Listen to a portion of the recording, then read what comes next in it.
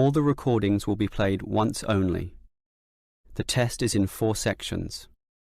At the end of the test, you will be given 10 minutes to transfer your answers to an answer sheet. Now turn to Section 1.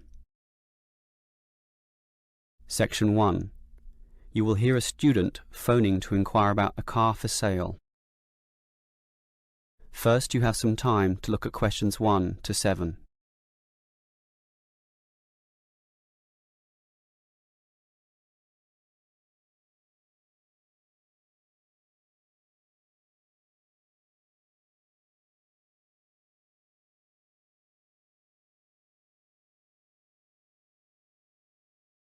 Now we shall begin. You should answer the questions as you listen, because you will not hear the recording a second time. Listen carefully and answer questions 1 to 7. Hello, can I speak to... the advert doesn't give a name. Well, the name is Bob, and I guess this call is about the car I'm selling, right? Yes, my name's Francis, and I'm definitely interested. You'll like my car then. Clean, neat, nice. What sort is it? Oh, the original model was called an Echo. You know, like the echo a sound can make. But then they changed the name to Yaris just before I bought it. Yaris. I don't know why. I liked the old name, and it's the same car, but that's what it's called. So, what's the colour? The ad says it's cream-coloured. Like cream, then?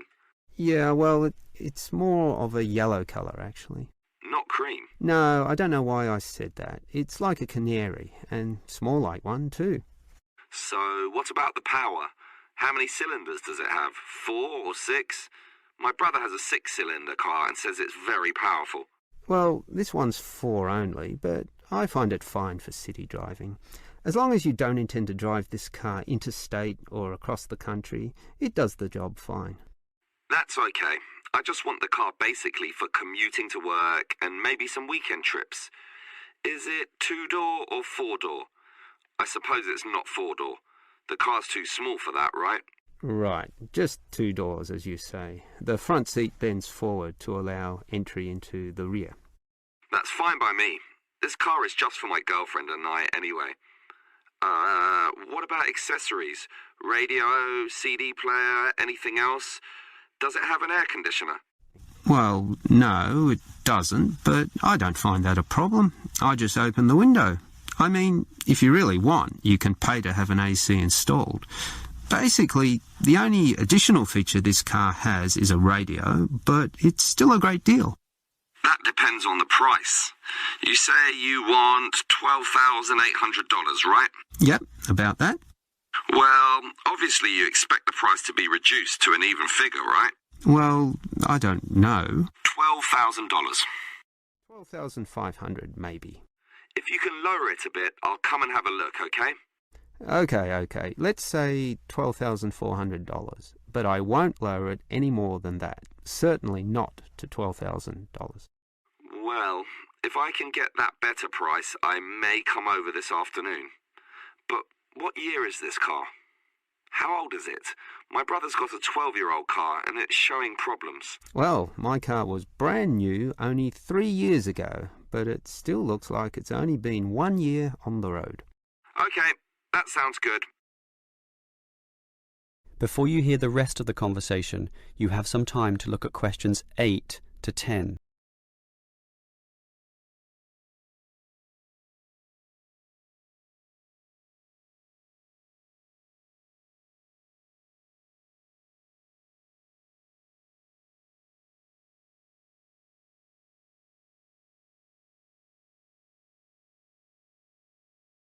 Now listen and answer questions 8 to 10. Can I just ask a few more general questions about this car you're selling? Sure. Can you just tell me why you think it's such a good deal? Of course, I won't necessarily believe you, but just tell me what you think. You can believe me. I honestly think this is a nice car, well worth buying at the price I'm asking. How much registration does it have left? Oh, to be honest, not so much, but I think having lots of registration is irrelevant. It's the car you're paying for, the quality and advantages of the engine itself. Well, what about that then? Okay, many people like to accelerate down the freeways, right? There are a lot of speed demons out there who think quickness is all that matters, but basically, people are mostly trapped in city traffic. So one of the things I like is that because this car is small, you can put it anywhere. Say you're in the city wanting to duck into a shop. Well, you can fit this car in any little space while you go shopping or do other things, and that saves you a lot of time. Yeah, but it's not that powerful, right? Oh, sure, the feel of a smoothly purring six-cylinder engine attracts many people, but I compare my car to those small football players with the tight turning circles, those who can run rings around the larger players. This car is like that. It can turn this way and that way, dodge here, duck in there, sneak around corners, squeeze ahead and grab a position. That's also very useful when travelling in city traffic. Okay, I'll think about it. Sure, think about it, but all these advantages are sound and appeal to other buyers as well. No one holds the same car forever, so you can say exactly the same things that I just said when you want to sell the car. That will make it very easy for you to pass this car on to the next buyer. Yeah, maybe you're right. That is the end of section 1. You now have half a minute to check your answers.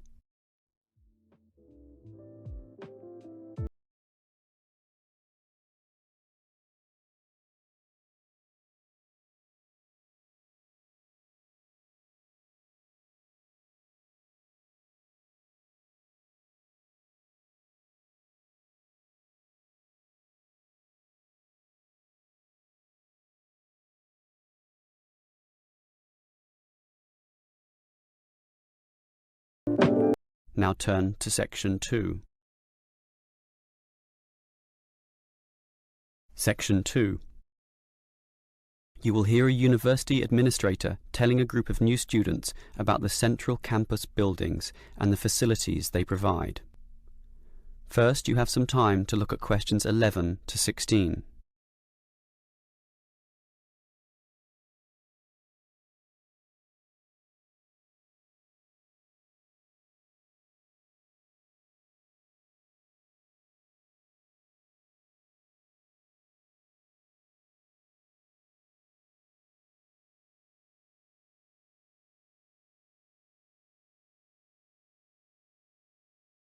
Now listen carefully and answer questions 11 to 16. Welcome everyone to the Brandon Complex, the geographical and we could say spiritual heart of this university. This is basically where everyone eats too, as you can see by looking around. There are many different cuisines here, Chinese, Indian and Middle Eastern, plus the usual fare of a local type, all in that corner over there. We have many shops here too, but the biggest is Wilson's right there, providing clothing and hardware. That's next to all the restaurants. Now, on the opposite side of Wilson's we have 3 shops. The one in the corner there, closest to the restaurants, is for DVDs. Yes, the DVDs are cheap and affordable, and you can also rent DVD players as well. Moving on.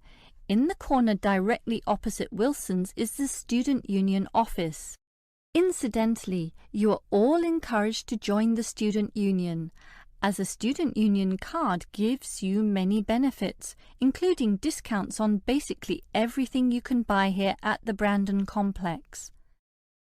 Outside this complex, on the other side of the road, you can just see it from here in fact, is a building that we call by the rather unusual name, the H Building.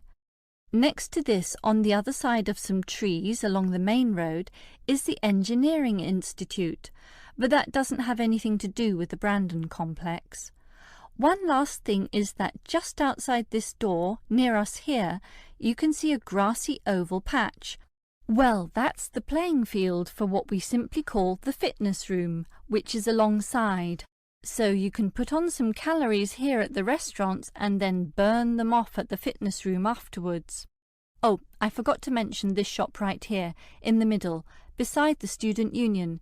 It's the bookshop, and as you can see, it's always busy, always popular. You can buy newspapers, magazines and stationery there, plus a few clothing items as well, just as you can at Wilson's. Why don't you go and take a look right now?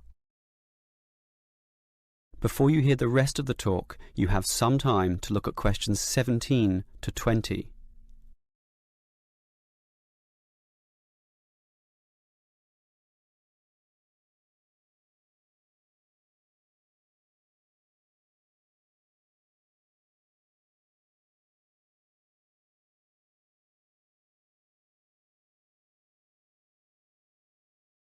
Now listen and answer questions 17 to 20. Now, I'd like to tell you a bit more about one of the buildings here, namely the H building. Despite its bland name, you might be interested in what goes on there. It is our main recreational centre, with halls, offices and space available for a variety of activities, mostly for those who want to get fit. For example, if you're interested in yoga, you're in luck, since 4 days a week there are free yoga classes. They have several levels, so if you're a beginner, you'd have to start with that. You can check the schedules on the wall there. Yoga used to be at night, but now it's in the mornings, but not on Wednesdays. Along those same lines, there's aerobic dancing in the afternoon. This shares the same room as the badminton games, which are on Mondays, Wednesdays and Fridays. The aerobics are on the alternate days, Tuesdays and Thursdays, and it's not restricted at all. Everyone is welcome to join, although the instructor may divide you up, of course, according to ability. And, just to show how diverse the H building is, there's even some spiritual solace available there inside the multi-denominational prayer centre, with individual booths and a variety of holy scriptures and texts available to read from all the major religions of the world. That's open all day over the weekend, but not at night time, when the rooms are for private booking. Finally, for those of you of a cerebral nature, the University Chess Club operates at night. That's open from 8 p.m. every, is it Wednesday or Monday? No, sorry, Friday. And I think it closes at about 11:30 p.m. So, there's something for everyone in the H building. That is the end of section 2. You now have half a minute to check your answers.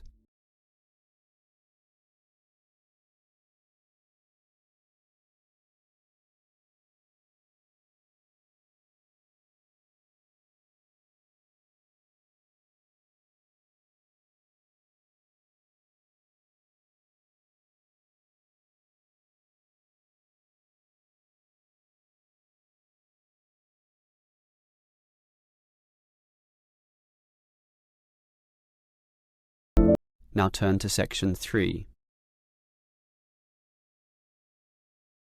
Section 3.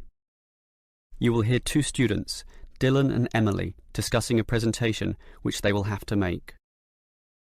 First, you have some time to look at questions 21 to 24.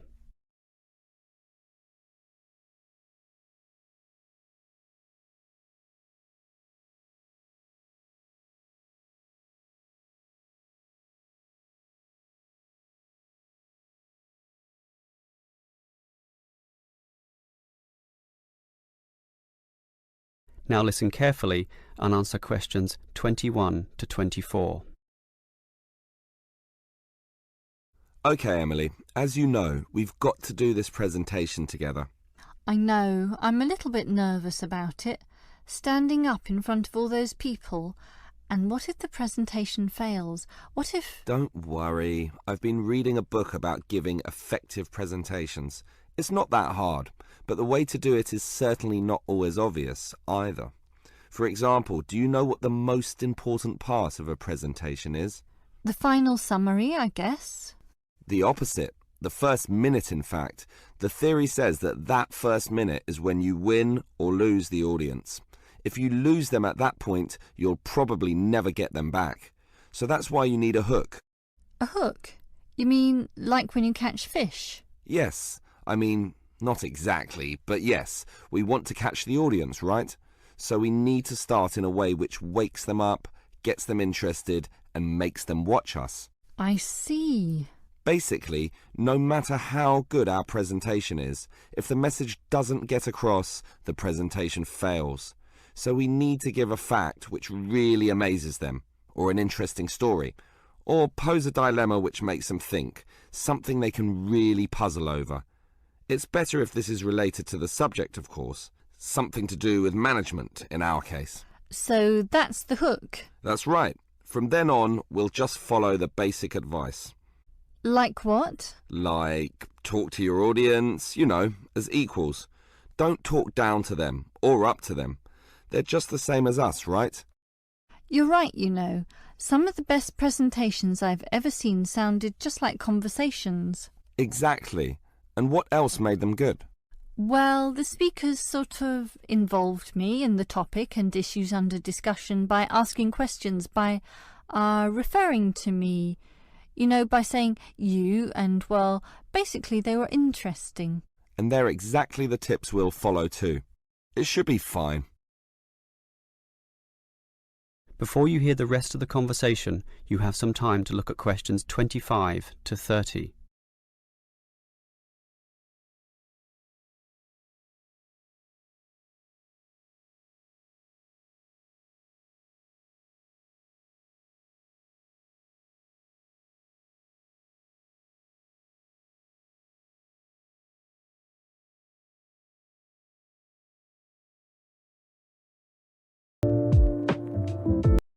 Now listen and answer questions 25 to 30.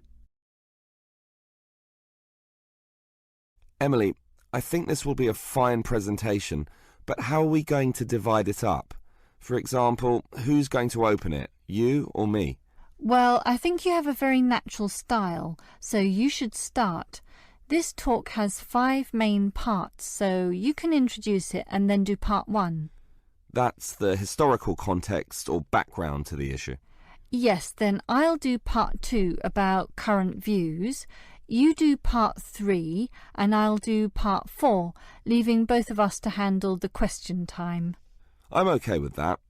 In part 1, I'll probably speak at length about Hoffman's theory, about management styles, and compare differences in culture in relation to the style of management used. That sounds good. Those differences are important and certainly relevant to the current times.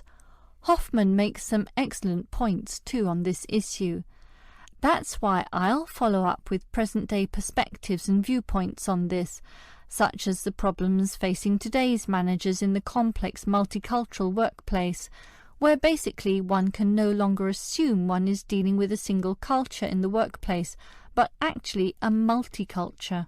That sounds good also. Then I'll take over, discussing the implications and problems of this. I suppose you'll look at the pluralist movement. Yeah, I was thinking about that, but then I changed my mind. I've decided I'll look at the productive diversity argument. It's more interesting anyway, so I'll go with that. Then I'll tell everyone what we've decided is the best business practice, or what is most likely to work in most situations, which is basically ignoring pluralism and productive diversity and linking everything back to Kotter's theory of human universals. Yes, the theory that argues modern management should target the universals of human nature. Right, and that leaves both of us to field questions at the end. Are there any questions we can predict so that we have some good answers ready? About resolving industrial disputes, for example? Well, I'd say that industrial democracy usually surprises people, so we should expect a lot of questions about that. Yes, the theory is that it increases productivity and reduces industrial delays. And results in better decision-making, but that's all theory. Most people would think that industrial democracy is just about unworkable in practice, so let's be ready to explore that issue in some depth, as well as any other related topics, okay? Okay. That is the end of section 3. You now have half a minute to check your answers.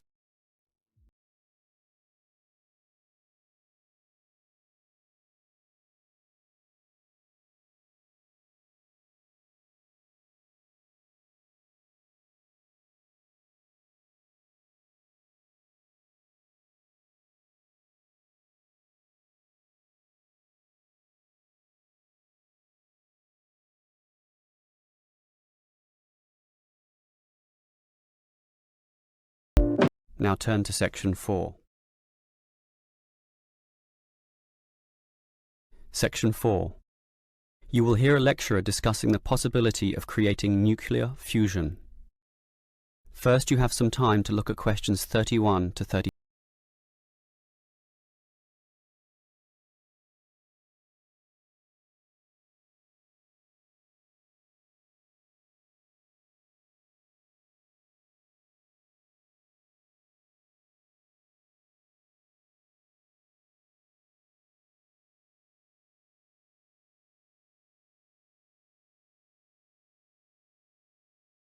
Now listen carefully and answer questions 31 to 35. We look at the sun, a huge ball streaming out essentially limitless energy into space, and we think about how we need that energy here on Earth. Our oil reserves are running out, coal burning causes much pollution, and nuclear energy has many dangers. But where does the sun itself get its energy? The answer is that the sun makes it using fusion, or, more specifically, in a hydrogen fusion process. There is no pollution, no radioactivity, no waste products, and we have plenty of hydrogen. So, hydrogen fusion seems the perfect answer to our energy needs, and scientists have long attempted to achieve it here on Earth. So what happens during this process? The first step is to make two light atomic particles approach. In the case of our sun, these are hydrogen particles, the lightest and also the easiest to deal with. However, the problem is that the nuclei of atoms have electric fields, and fusion between these particles is opposed by their similar electric charge. They most naturally repel each other, and the nuclei of all elements are exactly the same in this respect. Thus, in order to overcome this repulsion and force them together, in the second step, the particles are heated. The trouble is, you need a lot of heat, incredible temperatures of the sort only seen on the surface of the sun. This is many millions of degrees, far higher than the melting point of any known material. Still, the concept is simple. The hot, wildly moving particles, which are now called plasma, will crash into each other, resulting in the third step, the fusion into helium, which releases energy and begins a self-sustained process. Before you hear the rest of the lecture, you have some time to look at questions 36 to 40.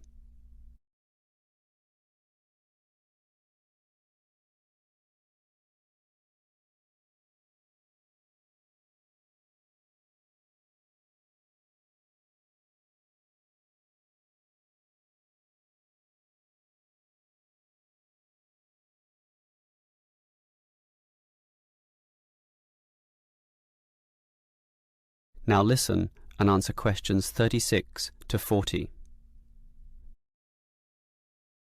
So, we know how fusion works. Thus, the big question is, can we create it here on Earth? We actually have the technology to superheat hydrogen into plasma, but no container on Earth can deal with those temperatures. Thus, we need to confine this superheated material so that it doesn't touch anything. For that, we need a special reactor, and most research has focused on an apparatus known as a tokamak system. That's Tokamak, an acronym from some Russian words meaning toroidal chamber with magnetic field.